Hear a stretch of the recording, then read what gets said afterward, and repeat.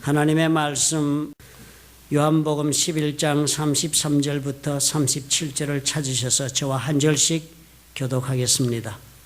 예수께서 그의 우는 것과 또 함께 온 유대인들의 우는 것을 보시고 심령의 통분이 여기시고 민망히 여기사 가라사대 그를 어디 두었느냐 가로되 주여 와서 보옵소서 하니 예수께서 눈물을 흘리시더라. 이에 유대인들이 말하되 보라 그를 어떻게 사랑하였는가 하며 함께요. 그중 어떤 이는 말하되 소경의 눈을 뜨게 한 이 사람이 그 사람은 죽지 않게 할 수 없었더냐 하더라. 아멘.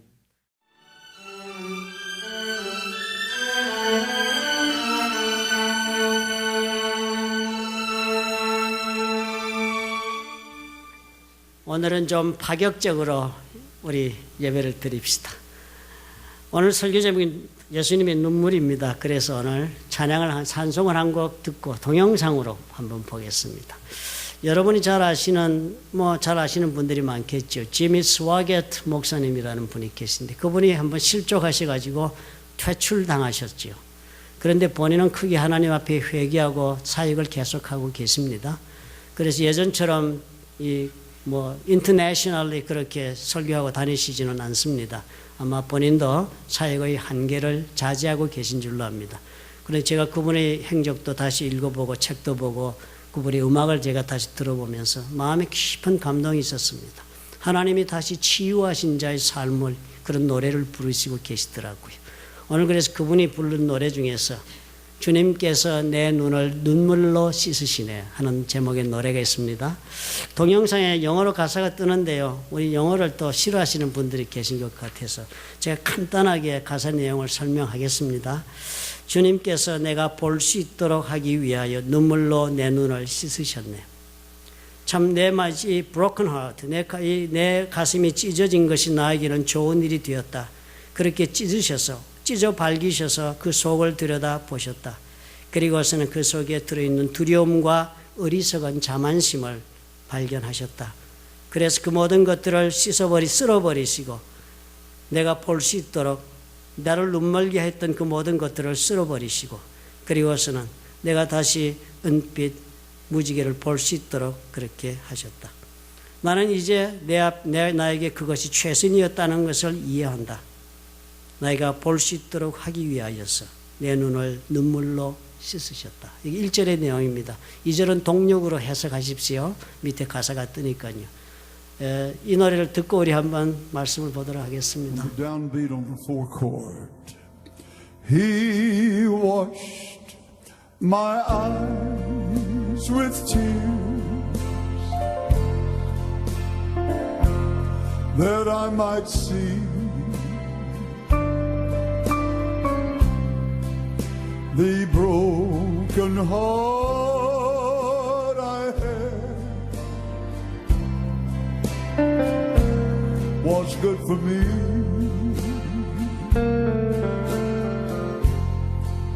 He tore it all apart. Looked down inside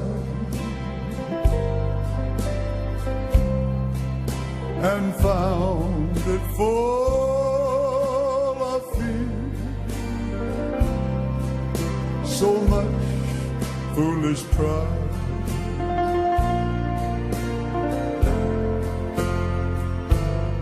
He swept away things, made me blind,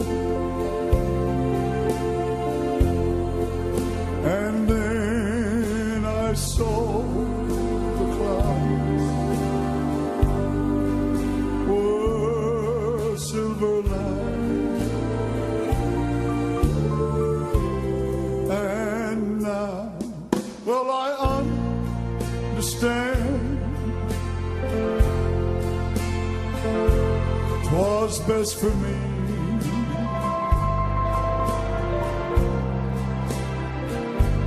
He washed my eyes with tears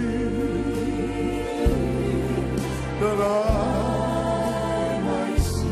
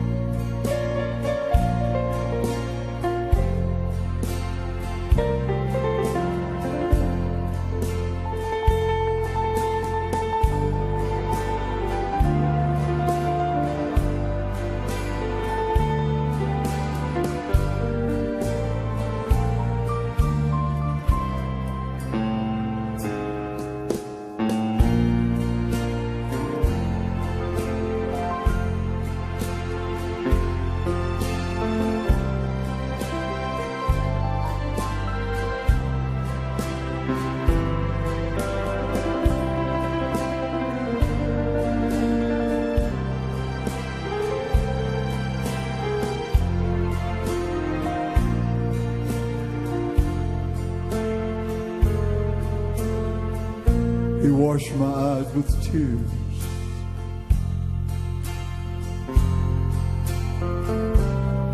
That I might see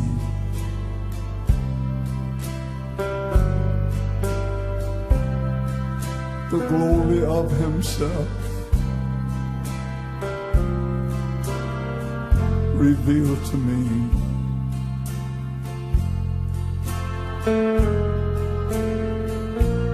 I did not know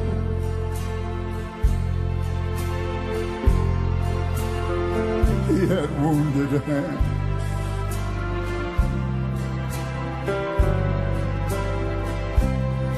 Until I saw the blood on the sand. I saw those marks change. Lord, I wept and I cried. He was my substitute.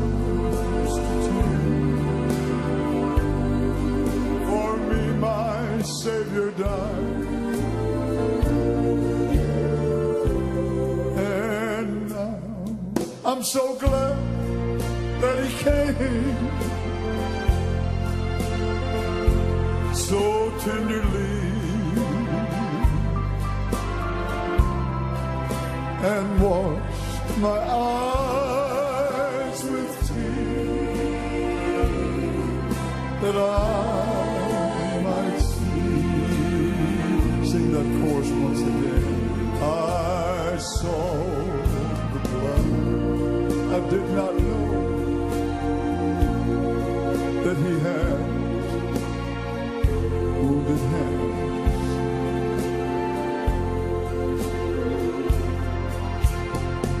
Until I saw the blood spilled on the sands. I saw those marks of shame. I wept and I cried. He washed my eyes with tears that I might see, and washed my eyes with tears, oh, that I might see.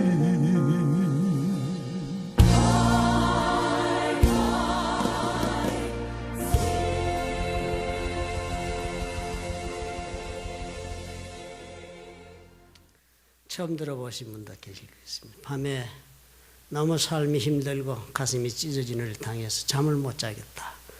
그럼 스마트폰에 유튜브 치셔서 옆에 틀어놓고 주무시면 좋을 곡이 되겠습니다. 하나님이 우리를 위로하시는 그런 일도 많이 있습니다. 여러분 언제나 주님 앞으로 나아가는 일을 두려워하지 마시기 바랍니다.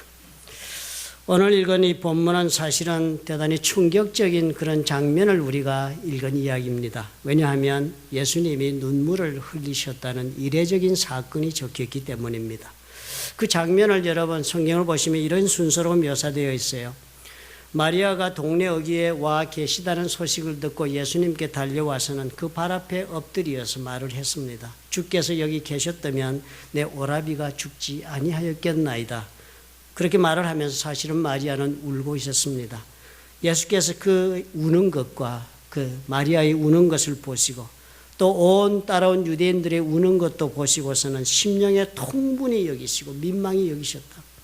그런 주님 말씀하셨어요. 있는 사람들에게 그를 어디 두었느냐? 나사로를 어디 갖다 두었느냐? 그랬더니 사람들이 인도했습니다. 주여 와서 보옵소서. 무덤으로 인도해 갔습니다. 그리고서는 주님이 무덤 앞에 갔으더니 느닷없이 예수께서 눈물을 흘리시더라. 성경이 그렇게 적고 있습니다. 먼저 이 마리아가 울었다 하는 그 우는다는 단어를 제가 성경의 원어를 한번 찾아봤습니다. 그랬더니 쓰여진 동사가 칼리오라는 그리스어가 쓰여져 있는데요. 그 뜻은 아주 큰 소리로 자신의 비통한 감정을 표현하는 그런 울음이라고 합니다. 그래서 마리아는 그렇게 비통하게 자신의 그 아픔을 토로하는 그런 울음을 울었습니다. 그런데 예수께서 무덤에서 눈물을 흘리시더라 하는 그 울음은 다른 단어로 사용이 되었습니다. 다크리오라는 다른 그리스, 이것도 운다는 뜻입니다. 이 단어는 그 대신에 번역할 때 shed tears, 눈물을 흘린다 하는 뜻으로 그렇게 사용되었습니다. 그러니까 두 분이 다 동일한 울음을 운 것 같지만 실제는 우는 그 내용이 달랐습니다. 한 사람은 자신이 당한 애통한 그 비극을 당하여서 애통한 그 재앙 가운데서 아픈 감정을 토로하는 울음을 울었지만 예수님은 그 아픈 마리아를 보고 눈물을 흘리신 것입니다.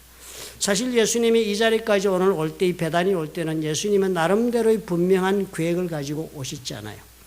요한복음 11장 11절에 예수님의 그 의도를 적어 놓았습니다. 우리 친구 나사로가 잠들었도다. 그러나 내가 깨우러 가노라. 그래서 예수님이 베다니로 오셨으니까요. 예수님은 이미 베다니로 오실 때 죽은 나사로를 살려내야겠다 하고 마음에 작정을 하고 오신 걸음이었습니다. 그러니까 예수님은 이 나사로가 죽어서 애통하게 우는 마리아처럼 그런 울음을 운 것이 아닙니다. 나사로 때문에 운 것이 아니에요. 예수님은 이 마리아를 보고 그 가슴 아파 우는 그 마리아의 그 아픈 가슴을 보고 예수님이 눈물을 흘리신 것입니다. 놀라운 모습이 아니에요? 우리가 이 모습 보면서 첫째로 무엇을 우리가 발견합니까? 우리 주님은 이런 분이시라는 거예요. 우리 주님은 놀랍게도 사람들의 그 애통함에 같이 마음을 하면서 같이 아파하시는 그런 예수님이다라고 성경이 오늘 우리에게 알려주고 있는 것입니다. 예수님이 어떤 분이신데요? 예수님은 사람의 몸을 입고 이 땅에 오신 하나님이시라는 사실을 우리가 생각해 볼 때 이것은 정말 엄청난 사건이 아닙니까? 나를 창조하신 그 창조주께서, 이 세상의 모든 능력을 가지고 계신 창조주 하나님께서 내 때문에 가슴이 아파서 눈물을 지금 흘리신다면 여러분, 문제는 달라질 수 있습니다. 우리가 도대체 무엇이길래 예수께서 우리가 애통한 일을 당하여 가슴을 치며 내가 아파하는데 같이 눈물을 흘려주고 계신가 하는 것 여러분 생각해 보시기 바랍니다.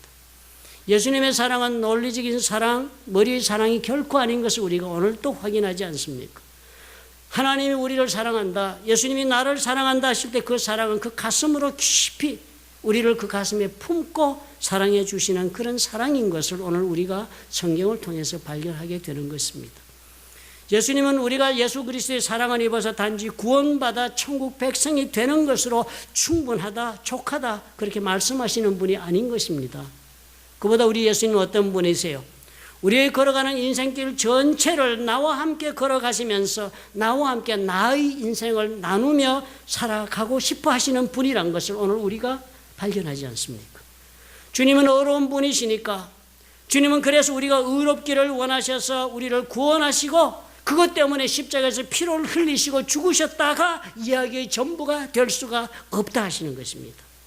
주님은 우리를 구원하신 후에도 우리와 함께 동행하고 계신 분이십니다. 내가 깊은 비통함의 골짜기에 빠져 절망 가운데 내가 탄식할 때에도 주님은 나를 그냥 버려두고 바라보시는 분이 아니라 하십니다. 나의 삶의 현장에 주님은 함께 오셔서 나로 인해서 주님은 오히려 가슴 아파하시면서 눈물을 흘리시는 그런 분이 바로 네가 믿는 예수라고 성경이 알려줍니다.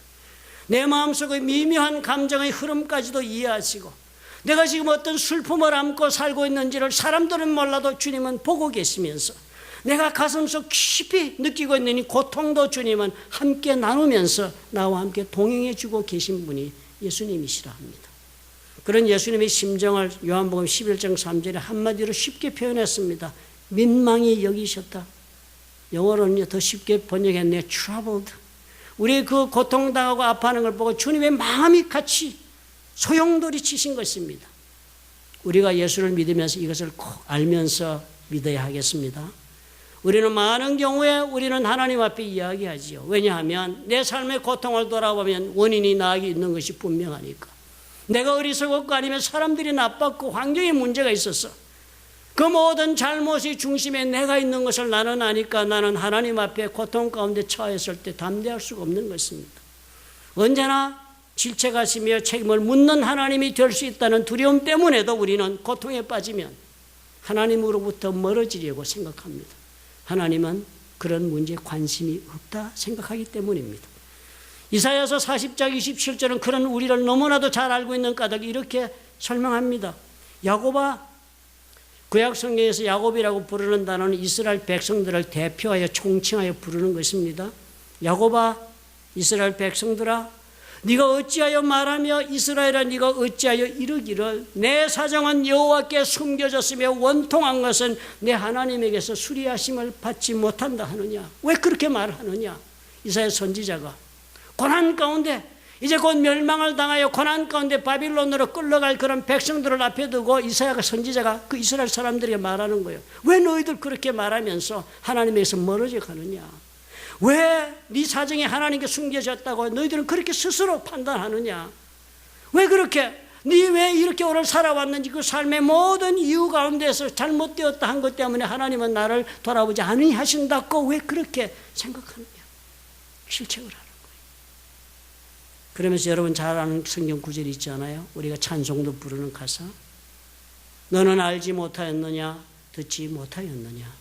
영원하신 하나님 여호와 땅끝까지 창조하신 자는 피곤치 아니하시고 곤비치 아니하시며 명철이 한이 없으시다. 피곤한 자에게는 능력을 주시고 무능한 자에게는 힘을 더하신다.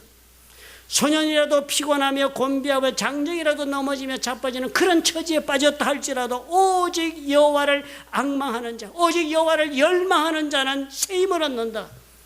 새롭게 된다고 그랬습니다. 새 힘을 얻어서. 새 힘을 얻는다. 독수리의 날개치며 올라감 같을 것이요 다른 박질하여도 곤비치 아니하겠고 걸어가도 피곤치 아니할 것이다. 이 이사야서 말씀 여러분 읽어보시면 무슨 설명이 더 필요하겠습니까? 허물과 무지와 범죄와 나의 어리석은 판단이 내 실패도 나로 하여금 주님 앞으로 나가는 것을 맞게 허락하시면 안 됩니다. 주님은 내가 지금 울고 있는 것만큼 더 가슴 아프게 그리고 애통하게 나로 인하여서 가슴을 찢고 계신다는 사실을 여러분 기억하기를 바란다고 성경은 오늘 우리에게 도전합니다. 그러므로 무슨 일이든지 주님 앞으로 나오지 못하는 자가 불쌍한 자가 되는 것입니다. 아무리 인생을 잘못 살았고 부끄러운 잘못이 있었다 할지라도 아무리 두려운 죄 가운데 떨어졌다 할지라도 용기를 낼 수 있어야 합니다. 주님께서 나 때문에 더욱 애통해 하신다는 사실을 여러분 믿으시기 바랍니다. 그런 예수님 마리아의 그 고통을 보고 결국 눈물을 흘리신 주님께서는 어떻게 하셨습니까? 마리아의 그 비통함을 걷어내 주신 분이시라는 것 여러분 바라보실 수 있어야 합니다. 두 번째로 예수님은 심령의 통분이 여기신다 했습니다. 심령의 통분이 여기신다. 단지 우리가 고통을 겪는 것 때문에 가슴 아파하신 것뿐만이 아니었습니다. 예수님 우리가 고통당하고 있는 우리를 보면서 심령의 통분이 여기셨다. 심령의 통분이 여기신다는 그 성경 단어는요. 제가 사전을 찾아보니까 snorting of horses를 말이 그 말이 콧김을 푹푹 뿜으면서 막 그 히힝거리는 소리를 내는 그 소리를 말합니다. 사람에게 있어서는 사람이 그렇게 분노, 격분해서 분개한 것을 그렇게 막 감정적으로 쏟아내는 것을 통분이 여긴다. 주님이 우리가 고통을 당하고 있는 우리 모습을 보면서 가슴에 그렇게 통렬하게 분노를 느끼시는 것입니다. 나사로를 바라보면서 그 무덤 앞에서 나사로를 죽게 만들 수밖에 없는 그런 인간의 운명을 보시면서 또 그로 인하여 슬픔과 애통함으로 가슴에 찢어지는 아픔을 겪는 그 마리아의 이 현실을 보면서 이 운명적 사실에 대하여 예수님이 분노하신다는 것입니다. 인간이 죽어야만 하는 운명이에요. 그것 때문에 우리가 다 고통을 당하는 것입니다. 삶에 수고하고 무거운 짐을 지고 질병에 걸리고 아프고 사업에 고통을 당하고 가족 간에 문제가 생기고 죽어야 하는 운명 때문에 이 모든 어려움이 우리 삶을 끌고 가는 것입니다.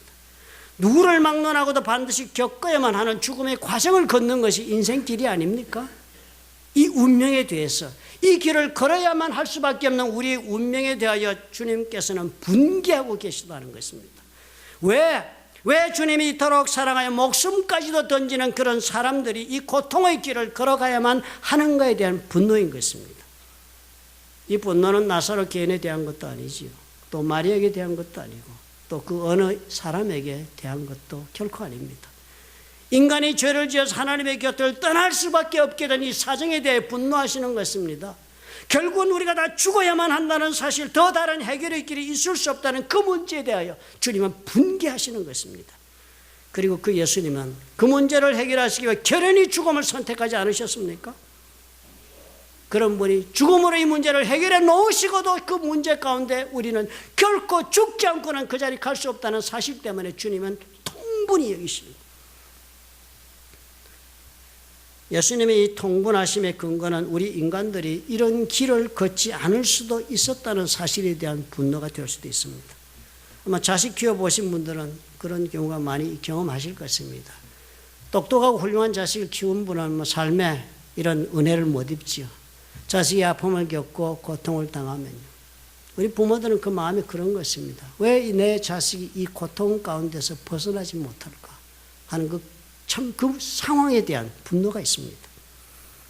부모가 자식의 고통에 대해 느끼는 그 통분함, 예수께서 우리를 향해 가지고 계시답니다. 사탄의 역사로 인해서 인간이 죄 짓는 자리에 떨어지지만 않았더라면요, 영원히 하나님께서 허락해 주는 준비된 삶을, 하나님과 함께 만족이 있고 생명이 넘치는 삶을 우리가 얼마든지 살 수 있었음에도 불구하고 이렇게 죽어야만 하는 운명의 선택자들이 된 것에 대한 분노입니다.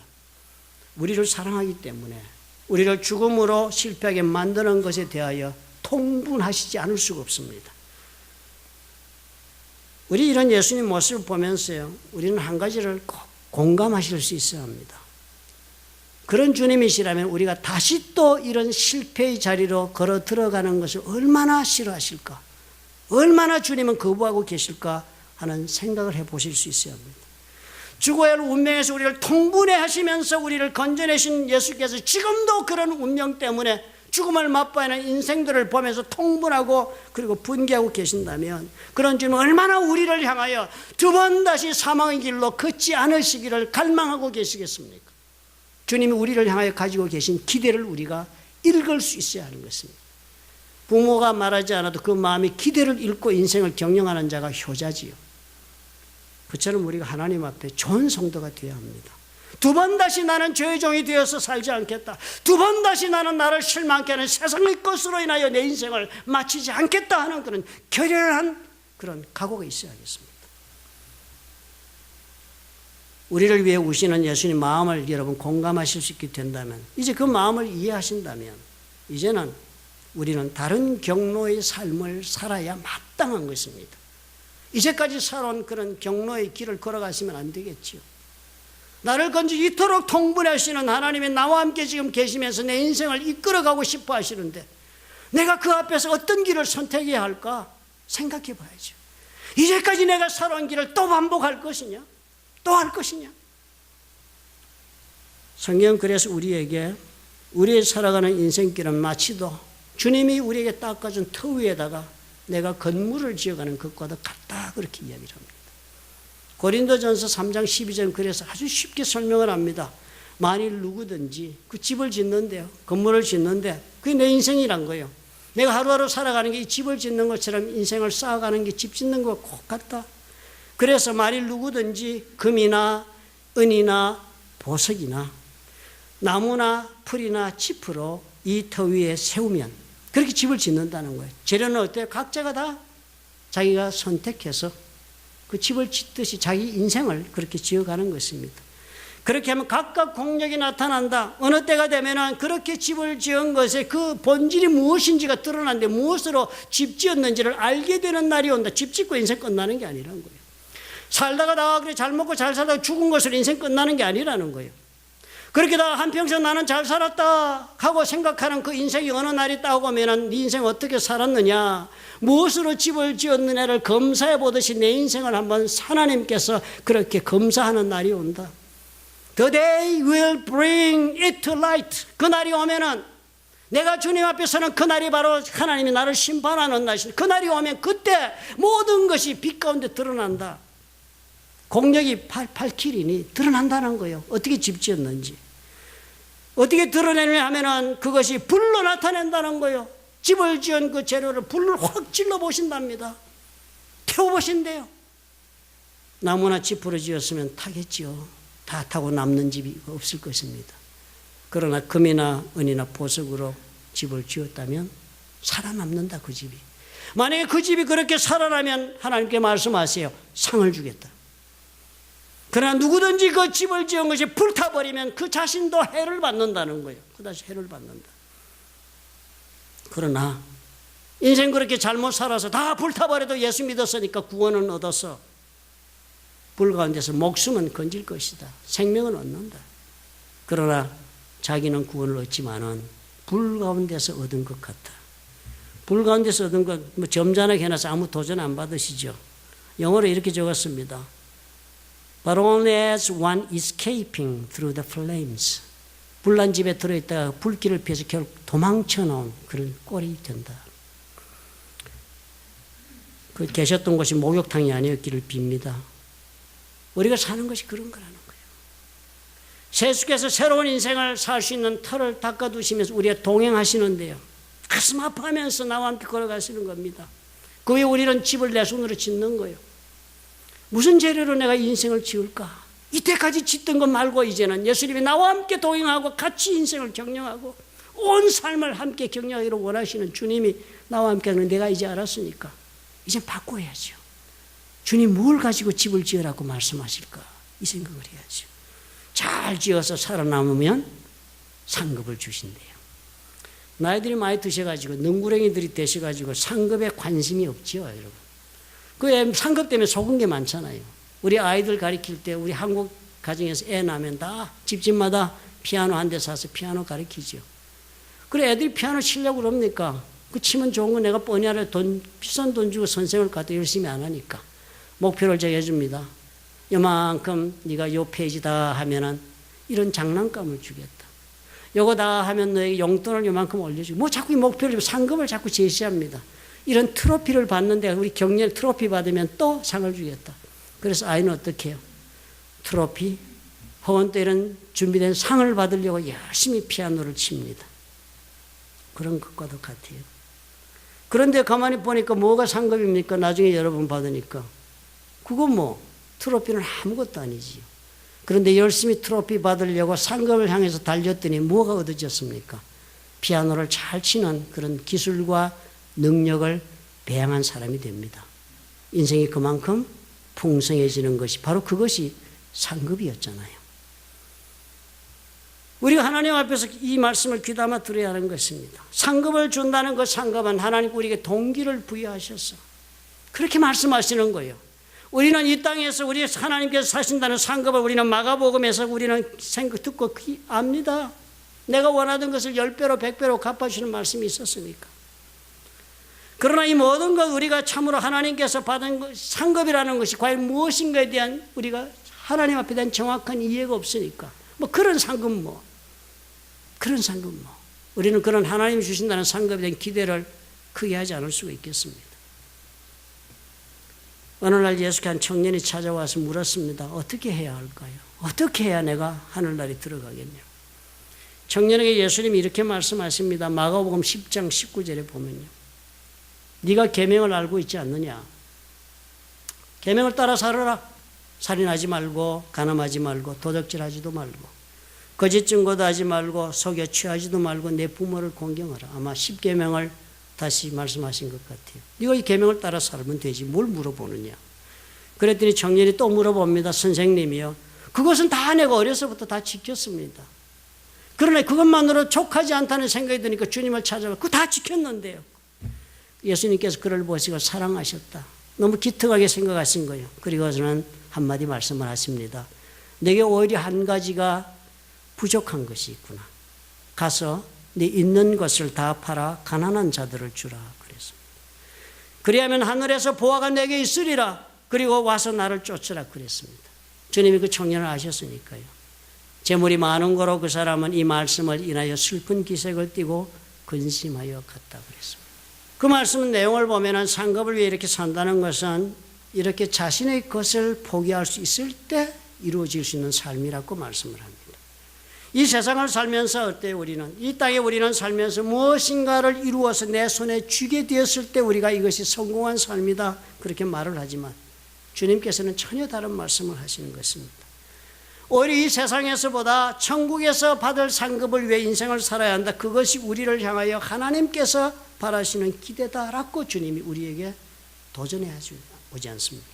베드로에게도 주님께서는 동일한 말씀을 주었습니다. 베드로가 보소서 우리가 모든 것을 버리고 주를 쫓았다 그랬을 때 주님이 얼마나 버릴 수 있는가 주님께서 말씀하시는 것입니다. 예수께서 가라사대 내가 진실로 너에게 이르노니 나와 및 복음을 위하여 집이나 형제나 자매나 어미나 아비나 자식이나 전토를 벌인 자는 금세에 있어 집과 형제와 자매와 모친과 자식과 전토를 100배나 받되 핍박을 겸하여 받고 내세 영생을 받지 못할 자가 없다고 그랬습니다. 우리의 눈물을 보시면서 같이 우리 주시는 예수께서 저와 여러분을 향하여 가지고 계신 기대가 바로 이런 것입니다. 우리는 붙잡으려고 하고 집착하고 소유하려고 하는데 주님은 뭐라고 그러세요? 버리라. 하나님의 나라를 위해 내가 과연 얼마나 포기할 수 있을까? 그동안 내가 애지중지하면서 내 온 힘을 다하여 내가 추구하고 그리고 손에 쥐며 살아가고자 하는 모든 것들을 나는 과연 얼마나 내려놓을 수 있을까? 주님이 물어보시는 것입니다. 굳이 상급이 있다고 말씀하시는 것 통해서 우리가 어린아이와도 같이 이 상급을 주신다는 주님의 말씀을 따라 노력하기를 주님 원하시기 때문입니다.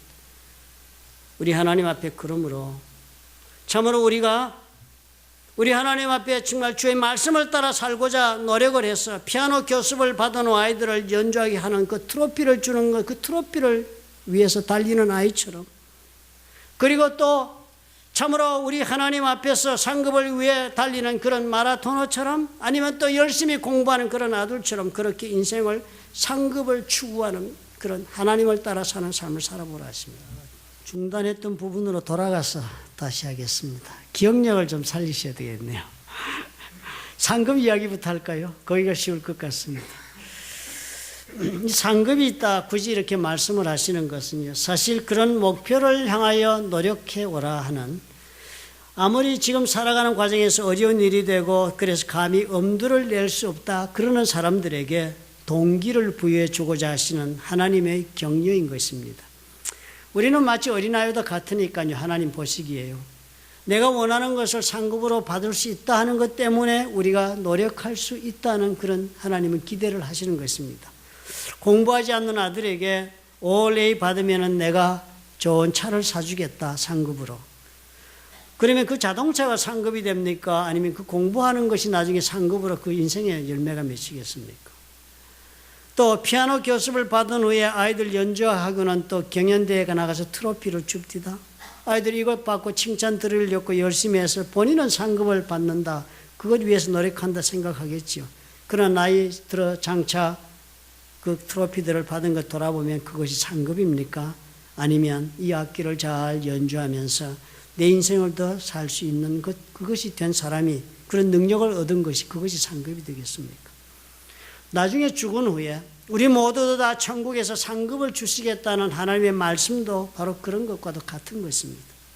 우리에게 이 땅에서 버린 것들을 100배나 주시겠다 해서, 그러면서 마가복음에 적은 말씀 보면은 금세 있어서도 집과 형제와 자매와 모친과 자식과 전토를 100배나 받는다고 그래서 버린 것과 똑같은 것 이 땅에서도 100배나 받는 것처럼 우리는 이해하기 쉽습니다.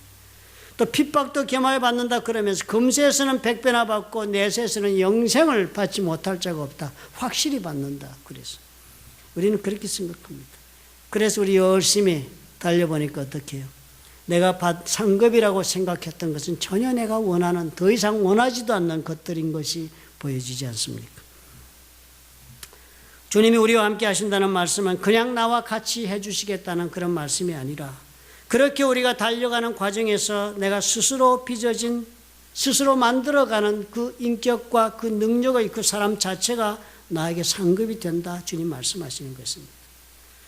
주님 우리와 함께 하셔서 그렇게 나의 모든 삶의 경험에 함께 하시면서 내 웃음도 내 울음도 또 고통의 신음소리조차도 함께 하시며 살아주는 예수님이라고 말씀하십니다. 그러면 여러분 언제나 용기를 내어 사셔야 해요. 단지 용기를 낼 뿐만 아니라 나는 하나님께서 원하시는 모습을 한번 살아보아야겠다라는 결심도 하셔야 합니다. 마치도 상급을 위해서 그렇게 달려가는 그 공부 열심히 하는 아들처럼, 또 상급 받으려고 열심히 피아노 치는 어린 그런 딸처럼, 또 상급을 받기 열심히 몸을 가꾸는 그런 운동선수처럼 그렇게 인생을 상급을 추구하며 살되 하나님의 말씀을 따라서 한번 추구하며 살아보라 하십니다. 주님 만나는 날은 저와 여러분에게 반드시 찾아올 것입니다. 그때 우리가 주님 앞에 섰을 때 상급을 향하여 달려온 삶을 산 사람들을 향하여 우리 주님이 말씀해 주실 것입니다. 마태복음 25장 23절에 이렇게 비유의 말씀으로 우리를 맞이하실 예수께서, 상급을 주시는 예수께서 하실 말씀을 이렇게 적었습니다. 그 주인이 이르되 잘하였도다 착하고 충성된 종아, 네가 적은 일에 충성하였으면 내가 많은 것을 내게 맡기리니 내 주인의 즐거움에 참여할지입니다. 상급을 주시는데요, 그 상급의 말씀이 그런 거예요. 착하고 충성된 종으로 살아서 정말 잘했다.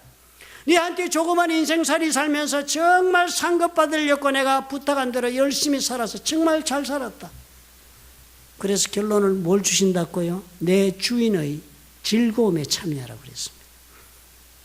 주인의 즐거움이라 그러니까 우리는 감이 잘 안 잡히시죠. 영어는 좀 더 현실적으로 잘 적었네요. 번역을 쉽게 했네요. Come and share. 와서 동참하고 살아라. Your master's happiness. 네 주인의 행복에 동참해라 그랬습니다. 주님께서 우리 모두에게 내 주인의 즐거움에 참여하는 상급을 주시겠다는 그것이 무슨 상급이라 하는지 영어 번역본이 말하기는 와서 내 주인의 행복에 동참하고 나누며 살아라 하십니다. 예수 믿는 사람은 어느 경우에든지 행복할 수 있다 하십니다. 그리고 행복하셔야 해요. 행복한 인생을 사셔야 해요. 어려운 일을 하는 과정에도 행복하셔야 해요. 힘들게 자식의 문제를 가지고 실험하시는 동안에도 행복하셔야 해요. 그런데 그 행복한 인생은요, 상급을 추구하며 살아오는 자들에게 주어지는 하나님의 선물이라 하십니다. 믿으시면 아멘 하시기 바랍니다. 기도하겠습니다. 좋으신 아버지 하나님,